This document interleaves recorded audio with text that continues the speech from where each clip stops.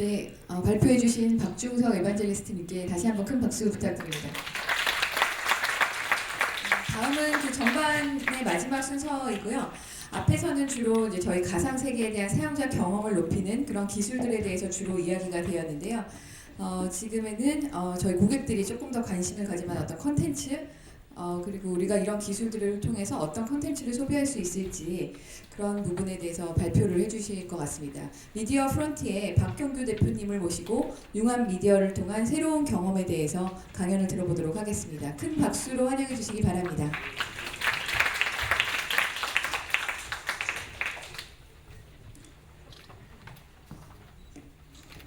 안녕하세요. 저 미디어 프론트의 박홍규입니다. 역시 뭐 전부 다 전문적인 얘기를 하셔갖고 역시 개발자 포럼답다라고 생각했습니다. 좀 하나 양해를 구하고 싶은 게 제가 어제 중국에 갔다 왔는데 어제 왔는데 중국에서 장염에 걸려서 왔어요. 어젯밤에는 도저히 못 일어나겠더라고요. 근데 오늘까지 어젯밤부터 오늘까지 아무것도 안 먹다 보니까 목소리가 잠깐 갈라질 때가 있더라고요. 그분들이 그 중국 분들은 이렇게 길을 떠나는 사람한테 만두를 준답니다. 이렇게 만두를 먹였는데 그분들은 이제 더 남고 저는 비행기를 타러 가야 하니까 저한테 여러 사람이 계속 만두를 주는 거예요. 약간 먹기 싫었는데 그걸 다 먹었거든요. 아마 그거지 않을까. 근데 제가 중국에 간 이유는 대련에 갔다 왔어요. 대련에 갔다 왔는데 거기 이제 해양 테마파크하고 수족관 이런 거 하시는 분들이 지금 보자고 해서 이제 갔었는데 그네들도 역시 이제 일본도 마찬가지입니다. 수족관이나 해양 테마파크가 좀 손님이 줄다 보니까 디지털 미디어를 많이 이렇게 넣는 그런 경향이 있습니다.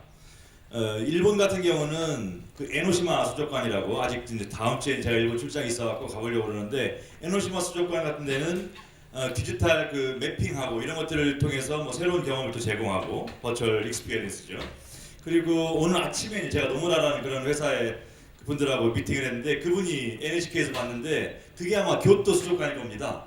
그 교토 수족관이 에노시마 수족관에서 성공한 경험을 통해서 훨씬 더 이제 디지털 미디어를 적극적으로 받아들여서 하는데 실제 상어가 이렇게 지나가면 뭐 영상에 있는 그 물고기가 이렇게 흩어지고 도망가고 이런 걸 보셨다고 이제 그러는데 저희가 이제 중국 분들을 생각할 때 항상 좀 중국에 대해서 부정적인 것도 많고 좀 이렇게 아직 뭐 퀄리티나 이런 거에 대해서 말씀이 많았지만 제가 가서 놀란 거는 대련인데 이 터널형 영상을 만들어 놨더라고요. 그 터널형 영상인데 길이가 30m에 높이가 6m 정도. 저희가 이제 수족관에 가면 터널 있잖아요. 밑에 보이는 거를.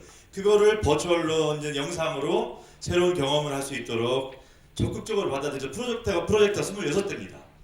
제가 이제 저희 직원들한테 26대를 쓰려면 도대체 사이즈를 얼마나 크게 만들어야 하냐라고 물어본 적도 있는데 상당히 그 뭐랄까 긴장감이 됐어요. 사실 중국만 해도 그렇게 많이 받아들이고 많이 빨리 발전하고 근데 이제 그분들도 결국에는 이런 그 기존에 있던 수족관이나 뭐 야구장도 마찬가지 여러 가지들이 기존의 것만으로는 부족하니까 오늘 우리의 주제처럼 버추얼 경험을 좀 많이 집어넣어서 사람들한테 새로운 경험을 제공하고 뭐 확장된 경험을 제공하고자 이렇게 좀 많이 하는 것 같아요. 벌써 이게 목이 개발자 포럼이라고 해서 제가 사실 좀 놀랐습니다. 왜냐면 일단 제가 개발을 프로그램에 대해서 너무 몰라요. 그리고 저희 회사에 프로그래머들이 있습니다. 프로그래머들이 있는데 그 친구들 제가 가장 어려워합니다. 일단 말이 없어요. 개발자들은 말을 안 해요. 그리고 단답형으로 얘기를 합니다. 그 다음에 이제 여기 다 계신데 안 돼요를 많이 합니다. 안 돼요. 왜냐면 이렇게 이제 미팅을 끝나고 나서 이제 담당 PM이 저한테 옵니다. 이거 2주 만에 안 될 것 같은데 한 달 만에 안 될 것 같은데 그러면 왜 안 되는데 그러면 개발팀에서 이거 그 시간 갖고 안 된다고 했다. 사실 개발팀에서 안 된다고 하면 방법이 없어요. 사실은 디자인팀에서 안 된다고 하면 사실 알거든요. 어느 정도 이거 빨리 어떻게 하자. 근데 개발팀에서 안 된다고 하면 어쩔 수가 없습니다. 그래서 제가 개발팀들한테 항상 좀 부탁하는 거는 어머니 같은 마음을 좀 갖고 있어라. 그러니까 니들이 바깥에 가서 막 고생하고 뭐 어려운 숙제를 갖고 오면 내가 다 해결해 줄게 이렇게 해야지 이게 그런 마음이 없으면 개발자가 못한다고 하면 일은 진행되지 않으니까요. 얼마 전에 좀 됐는데 제가 신문에서 봤습니다만 디자인을 아는 개발자가 세상을 지배할 것이다라고 저는 얘기를 들었습니다. 근데 이제 그게 꼭 디자인뿐이 아니라 어떤 그 인문학적인 통찰력이나 기획력이나 이런 걸 갖고 있는 개발자가 있으면 그야말로 제가 이제 저희 회사 일을 하면서 그런 생각이 들었어요. 그야말로 세상에 높은 위치라는 게 아니라 중요한 위치에 차지해서 중요한 일들을 하겠구나 이런 생각이 들었고요. 그래서 저번 주 토요일 날 제가 조선일보의 위클리 비즈를 꼭 보는데 토요일 날 거기에 이제 워싱턴 포스트를 아마존에서 인수했잖아요. 제프 베조스라는 사람이 보통이 아니지 않습니까? 그 사람이 전부 다 디지털라이징을 해갖고 지금 뭐 워싱턴 포스트가 상당히 많이 팔리고 있나 봐요. 거기 카피를 제가 확실히 잊어버렸는데 기자와 개발자가 동급의 그 위치에 서 있다. 그러니까 항상 보면 사실 신문에서 기자라는 건 너무나 중요한 거지만 지금은 개발자와 기자가 동급으로 서 있기 때문에 그만큼 개발자분들이 세상에 중요한 일을 많이 할 거라고 저는 생각을 합니다. 이렇게 하는 건가요? 네. 아까는 전문적인 말씀을 많이 하시지만 저는 저희 회사의 일을 통해서 좀 저희들이 어떤 일을 하고 있고 뭐 이런 거에 대해서 설명을 좀 해드리겠습니다. 저희 회사가 미디어 프론트라는 회사고요. 1998년도에서 한 17년 정도 됐습니다. 저 이쪽에 보시면 약간 그 누워 있는 사각형이 저희 그 로고입니다. 사각형은 어떤 그 새로운 새로운 세계를 들어가는 창 이런 미디어라고 할 수 있고요. 약간 기울어져 있는데 몇 든지는 몇 도 정도 기울어진 의미가 있습니다. 사람하고 관계가 있는데 사람의 체온만큼 기울어진 36.5도. 그러니까 저희가 이제 New Media Experience for Human Value라고 이제 저희가 슬로건을 좀 한 건 뭐냐면 새로운 이 앞에는 융합을 통한 새로운 경험 미디어를 만든다. 누구를 위해서? 사람을 위해서, 사람의 가치를 위해서. 왜 그러냐면요. 저희가 디지털 미디어를 10년 동안 2005년부터 엄청나게 만들어냈습니다, 진짜. 근데 제가 볼 때 70% 실패했을 거예요. 그 실패가 점점 줄어들고 있지만 경험을 통해서 그게 왜 그러냐면 디지털 미디어라는 게 뭐 재미있고 뭐 가볍고 쉽고는 하지만 사실 사람의 감정에 그 호소하지보다는 그 따뜻한 감정이 없는 이런 미디어들이 많았어요. 특히 이제 인터페이스를 잘못 쓰는 경우가 많아서 저희가 그런 데서 상당히 많은 그 실패를 많이 했죠. 그래서 저희 슬로건도 아주 바꿨습니다. 이렇게 사람의 가치를 위한 그런 새로운 경험 미디어를 만드는 회사가 되고 싶다. 이런 염원이 들어가 있습니다. 제가 잊어버릴까봐 말씀드릴 거를 새로운 경험이라는 거에 대해서 제가 좀 말씀을 드리면 새로운 경험을 통해서 버추얼 경험을 통해서 우리는 뭐를 가질 수 있을까? 제가 이 생각해보면요 쉽게 두 아이가 있으면 한 아이는 마우스만 썼어요. 한 아이는 마우스를 쓰고 아까 키네틱으로 컨텐츠를 움직여봤어요. 얘랑 갖고 있는 얘는 벌써 사고가 확장이 된 상태라고 저는 생각을 합니다. 그런 경험을 통해서 세상을 발전시킬 수 있는 창의력이 늘어날 수 있다고 봅니다. 지금의 학습은 제가 들은 거는 뭐냐면 지금까지 학습은 지식을 많이 가진 사람이 지식이 적은 사람한테 알려주고 윗사람이 경험을 통해서 밑에 사람한테 나이 든 사람이 알려주는 게 지금까지의 지식의 습득이었는데 앞으로의 그 지식의 습득은 각자의 경험을 통해서 각자의 지식을 습득하는 세상이라고 합니다. 그렇게 해야만이 세상이 발전할 수 있겠죠. 그 뒤에는 뭐 당연히 그러면 지금까지 그 옛날의 지식은 어떻게 할 건데?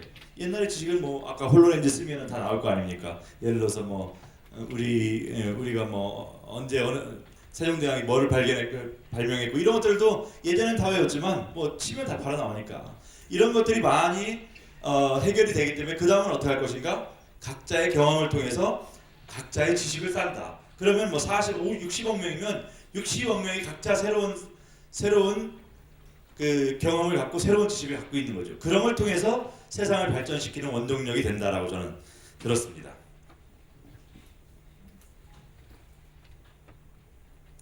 저희 회사에 이제 뭐 이 밑에만 보시면 될 것 같아요. 기획자들 있고 비주얼 팀이 있고 개발자분들, CET, 플래시, 유니티 이렇게 이제 있고 영상 시스템 이런 팀들이 있습니다.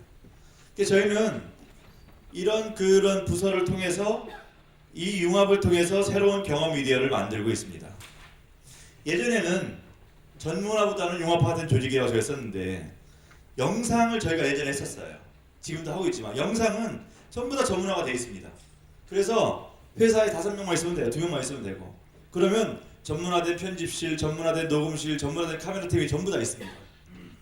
근데 지금은 그런 전문화보다 더 중요한 걸 회사적인 입장에서 어떤 가치를 만들려면 융합이 더 먼저라는 거죠. 융합이 더 중요하다는 거죠. 그러면 전문화가 먼저냐 융합화가 먼저냐? 당연히 전문화가 먼저죠. 전문화된 분들이 계셔야 융합을 할 수 있으니까.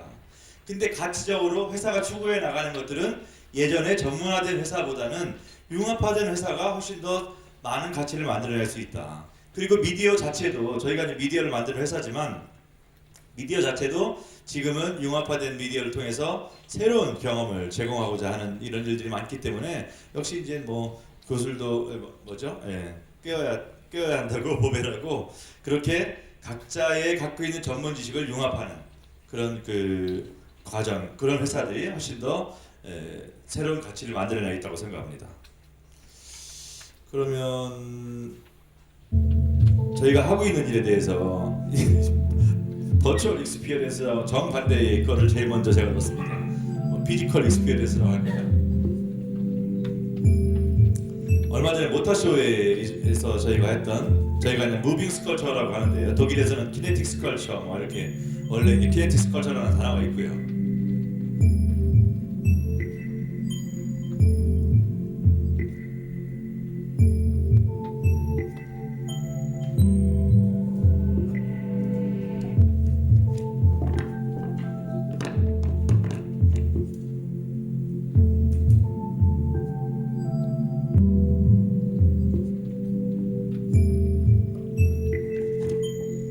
이거는 작년에 저희가 그 디자인 페스티벌에 이제 저희 부스를 만들어서 크리스탈하고 조명하고 음향하고 뒤에 있는 유리하고 그래서 약간 그 판타지적인 공간을 좀 만들어봤습니다.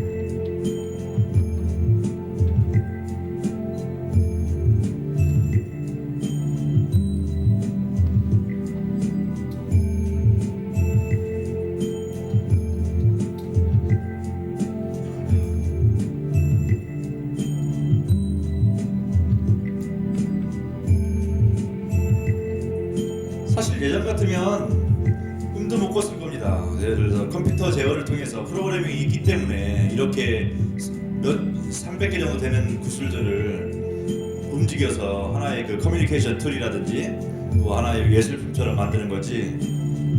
이제 조명으로 이제 처음에 저희가 테스트했던 것들이거든요.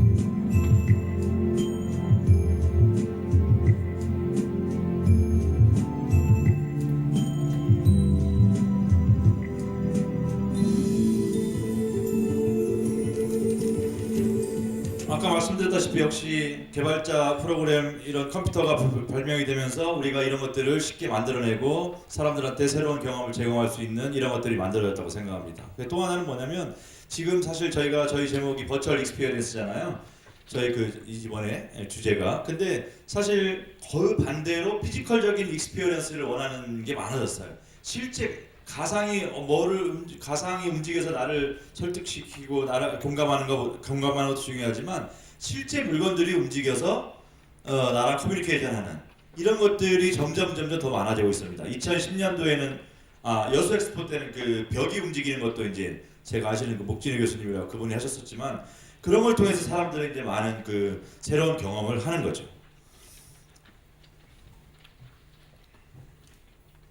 두 번째도 영상입니다.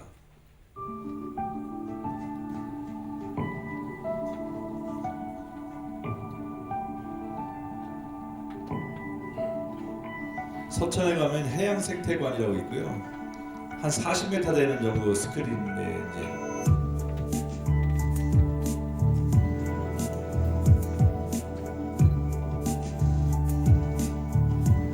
타임을 움직이는 겁니다. 동영상은 아니고요.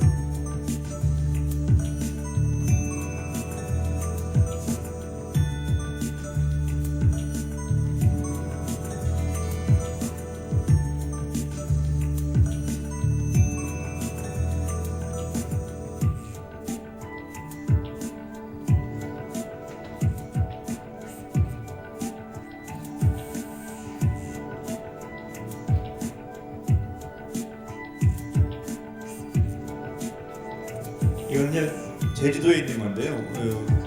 그 외계인을 자기가 스스로 만들어 보는 거예요.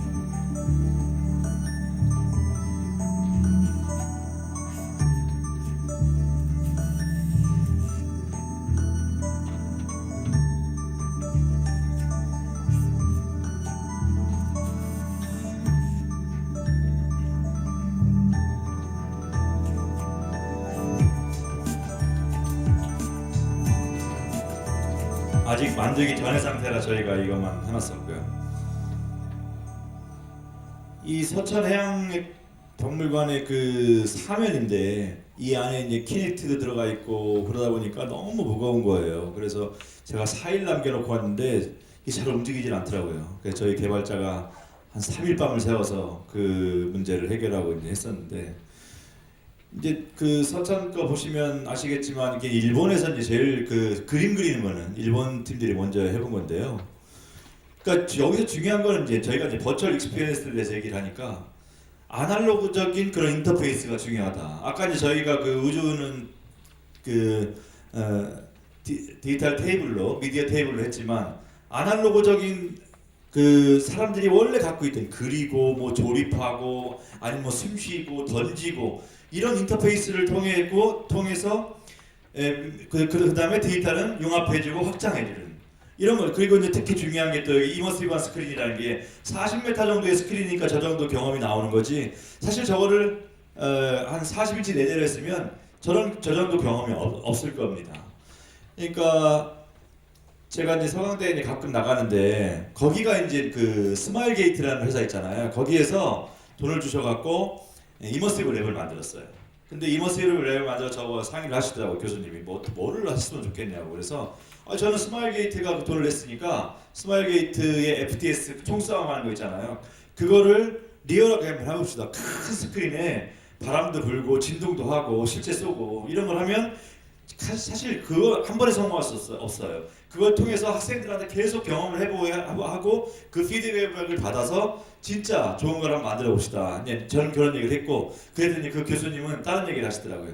어떤 정신과 의사를 만났는데 이 정신병원에 있는 환자들을 가장 잘 낫는 게 가장 좋은 게 숲속을 거닐면서 의사하고 이렇게 얘기하는 거라고 하더라고요. 근데 이제 사실 의사 한 사람 한 분이 한 분씩 데리고 다니기 위험하기도 하고 또 너무 이제 시간도 없고 그러니까 그거를 이머시브한 스크린에 향기도 나고 새소리도 나고 그렇게 하면서 이 앞에 환자를 데리고 와서 같이 자기랑 얘기를 하면 훨씬 더 편하게 디지털 미디어를 경험할 수 있지 않을까, 이런 말씀을 하시더라고요. 그러니까 지금 제가 이제 이머시브한 그런 우리가 그 버추얼 익스피리언스를 경험하기 위해서는 저는 세 가지가 있다고 생각해요. 하나는 이머시브한 스크린이죠. 예전 아이맥스부터 엄청난 스크린이 있었습니다. 근데 그걸 한 방에 해결해 준 게 오큘러스잖아요. 사실 이 24m, 30m 정도 스크린이 가려면 어마어마한 공간이 필요해요. 근데 지금은 오큘러스 한 대만 딱 쓰면 그만한 공간이 생겨버리거든요.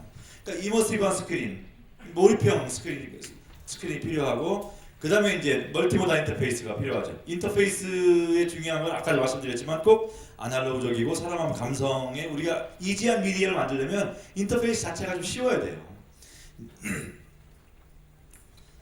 그 다음에 하나가 이제 아웃페이스라고 또 그러는데, 이제 4D적인 요소를 하드웨어, 예를 들어서 바람이 분다든지 진동한다든지 향기가 난다든지 이런 것들을 세 개를 합쳐서 버추얼 익스피리언스를 만드는 겁니다. 사실 버추얼 익스피리언스 가장 중요한 점은 뭐냐면 내가 해보지 못한 것들을 경험해 볼 수 있는 거거든요. 근데 그 경험이 단순하게 가상으로 끝날 수 있느냐? 절대 그렇지 않습니다. 사람들은 점점 더 원하죠.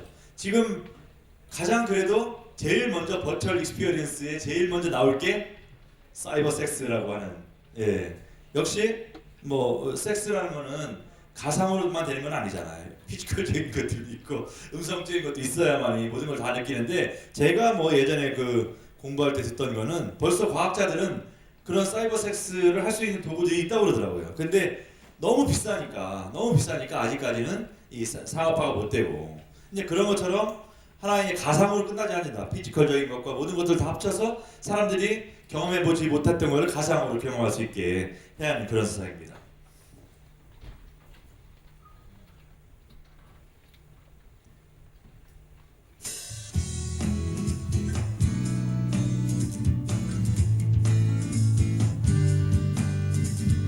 저희가 쭉 해왔던 것들인데요. 매핑, 자동차 매핑을 한 거죠. 이거는 뭐 한참적인 겁니다. 근데 아직까지 인기가 좋아서 자기 얼굴을 합성해갖고 달리기도 하고,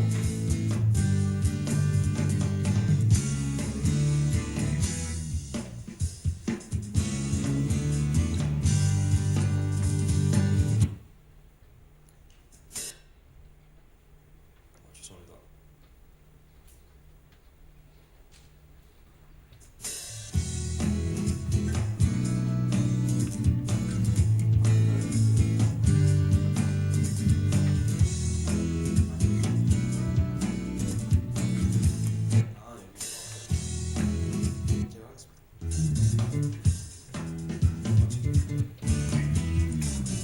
SK텔레콤 오큘러스입니다. 이것도 역시 MWC에 썼던 건데요. 밑에 진동을 같이 넣어갖고, 뭐 저는 가보진 않았습니다만 상당히 그 스페인 분들이 좋아하셨다고 하는 얘기를 들었습니다.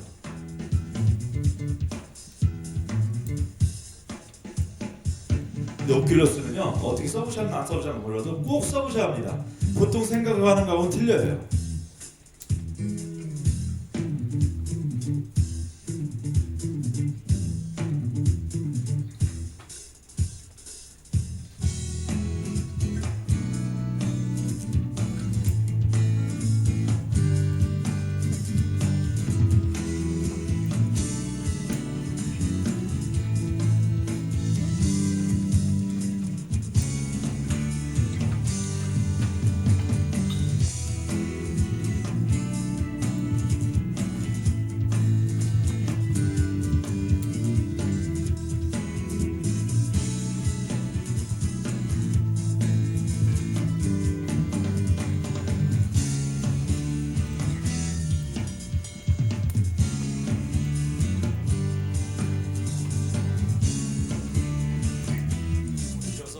너무 길어서 여기서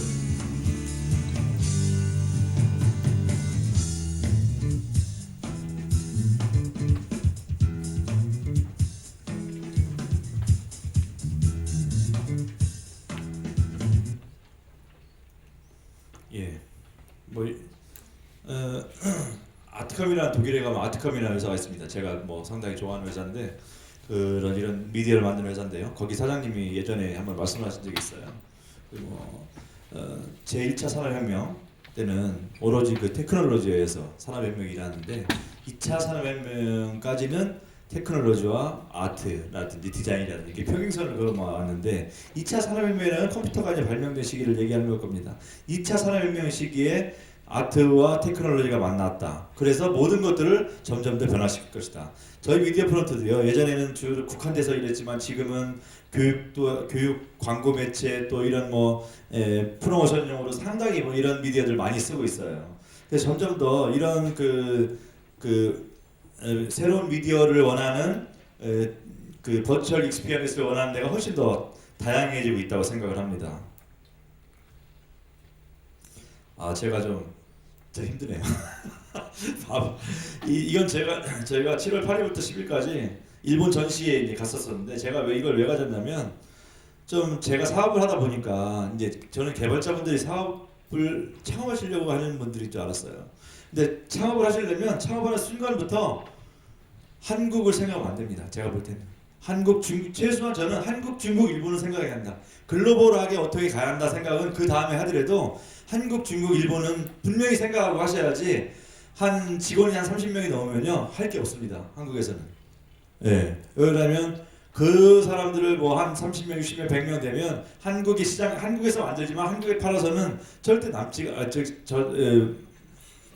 절대 사업이 되질 않아요. 예. 그래서 제가 일본에 가보니까 일본 전시를 3일 동안 해보니까 제가 원하는 것들을 전부 다 물어보더라고요. 사실 사업을 한다는 게 돈을 번다라는 개념은 두 번째입니다. 처음에는 지금 저희 같은 회사들은 저희가 하고 싶은 일들을 할 수 있을까라는 거, 저희가 꿈꾸는 것들, 만들고 싶은 것들을 만들어서 세상에 내놓고 싶은데 저희가 10개 생각하면 사실 한국은 하나밖에 없는 거예요. 예를 들어서 무빙스컬처 같은 경우도 저희가 한 2년 연구를 한 겁니다. 근데 한국에서 많이 쓰지 않을 거라고 저는 생각을 해요. 근데 이제 일본이나 중국에 이런 데 가면 워낙 시장이 크니까 저희가 꿈꾸던 것들을 이룰 수 있다 라고 저는 생각합니다. 이게 좀 전혀 이제 다른 세상으로 왔는데요. 세상은 바꾼 기술의 융합이라고. 이게 저희가 항상 스티브 잡스 저희가 얘기를 할 때 이런 생각을 합니다. 스티브 잡스가 스마트폰을 만들었을 때 처음부터 어떤 생각을 하고 만들었을까 그분이. 저는 그렇게 생각해요. 그분의 통찰력이나 직관력으로 분명하게 이 세상이 뭐가 필요한지 원치나 니즈를 읽었을 거다. 역시 그분도 이렇게 베낀 게 많죠. 블랙베리 보니까 역시 이메일 같은 경우도 바깥에서 보고 싶어 하고, 그 다음에 음악 같은 경우도 소니 워크맨처럼 저장해놓고 듣는 게 아니라 큰 서버에다 수천 곡 수만 곡을 넣어놓고 스트리밍으로 들으면 훨씬 더 좋겠다. 사진 같은 경우도 내가 지금 사진을 찍어서 내 친구, 내 가족, 내가 사랑하는 사람한테 보내면 얼마나 좋을까. 이런 니즈들이 있는 것들을 읽었으라고 생각합니다. 그 니즈들을 읽은 다음에 기술을 받겠죠. 그 다음에 그러면 이거를 구현시키려면 어떤 기술이 있었을까 봤는데 역시 직관적인 멀티터치라든지 고성능의 카메라, 작으면서 좋은 고성능의 카메라, 스피커, 그다음에 앱, 어플리케이션 이런 것들을 융합해서 새로운 니즈나 원칙을 만들었다고 생각합니다. 저희는 항상 특히 이제 개발자들이나 저희가 그래요. 저희가 보면 먼저 기술을 생각합니다. 어떤 새로운 기술을 넣을까? 얼마나 좀 다른 사람들이 신기한 기술을 넣을까? 이때부터 실패가 시작되는 거거든요. 사실은 사람들이 어떤 거를 원하나에 대해서 많이 생각을 하지 않거든요. 빨리빨리 가겠습니다. 그래서 저는 어떻게 생각하냐면 지금 이제 저희가 미디어를 만드는 데 있어 갖고 항상 생각하고 있는 게 있습니다. 저희 직원들은 항상 공유하는 게 있습니다. 자, 그럼 미디어를 만들기 전에 어떤 요소들을 집어넣을지 생각을 해보자. 우리가 스티브 잡스가 됐다고 생각하고 지금 뻔한 거 아닙니까? 예, 인터랙티브라든지 쌍방향적인 거. 예전처럼 일방향적인 게 아니라 쌍방향적인 거 원하고, 그 다음에 게이미피케이션. 모든 것들이 다 게임화가 되어가고 있으니까요. 그리고 뉴 익스피리언스, 새로운 경험을 원하는 것. 그리고 크리에이션, 파티시페이션. 어쨌든 자기가 참여해서 뭔가를 만들고 싶어하지 일방적으로 나한테 주는 걸 원하지 않고, 웹 입장의 정신입니다만 그렇게 되고, 쉐어링 역시 바로바로 자기 친구나 자기 지인들한테 알려주고 그걸 통해서 다른 정보를 받고 이렇게 하기를 원합니다. 스토리텔링, 랄프 현센이라는 분이 얘기한 건데요. 앞으로의 세상은 스토리텔링의 세상이 될 것이다. 이런 역을 했듯이 이런 인터랙티브나 게이미피케이션 이런 요소들을 집어넣어서 저희가 미디어를 만들어야 한다고 생각합니다. 근데 어떤 서비스나 어떤 제품을 만들 때도 그 제품을 만들 때 지금 사람들은 어떤 트렌드가 있나를 분명하게 생각하고 만들어야 된다고 저는 생각해요. 그래야만 실패가 줄어들고 뭔가 가치 있는 미디어나 가치 있는 제품이나 서비스를 만들 수 있을 거라고 생각합니다. 더 많은 것들이 있지만 대략적으로 이 정도가 되지 않을까 생각을 합니다.